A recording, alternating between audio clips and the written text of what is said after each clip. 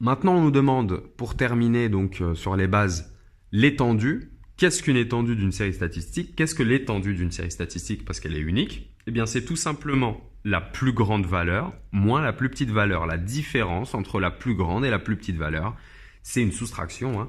La plus grande valeur moins la plus petite valeur. Donc l'étendue qu'on note souvent E, elle va être ici égale. Alors on va chercher notre plus grande valeur, c'est 97, moins la plus petite valeur qui est 10.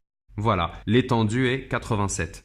On dit que l'étendue E est un critère de dispersion, c'est-à-dire que si on a deux séries statistiques qui représentent à peu près la même chose, hein, dans laquelle le caractère étudié est le même, parce que sinon on ne pourrait pas comparer certaines choses.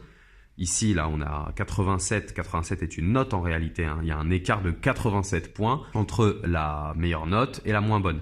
C'est ce qu'on appelle un critère de dispersion. Plus notre étendue est grande, plus en réalité nos valeurs sont dispersées. Mais c'est pas un critère qui est très efficace. Parce qu'on pourrait très bien imaginer un seul élève qui a 10 et plein d'élèves qui ont des notes autour de 97.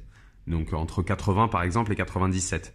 Donc ce serait pas une grosse dispersion. Ce qu'on appelle une très grosse dispersion, c'est vraiment quand les points sont bien espacés d'une certaine manière. Et pour ça, en fait, il y a un autre truc en statistique, en gestion de données. Il y a autre chose, mais qui est hors programme. Ça s'appelle l'écart type, si jamais ça t'intéresse. Tu peux essayer de faire des recherches sur ça, donc l'écart type. Mais voilà, en tout cas, ça c'est un des critères de dispersion. C'est pas le plus efficace, donc je me répète encore une fois. Et pour ce qui est de la moyenne et de la médiane, on appelle ça des critères de position. Voilà.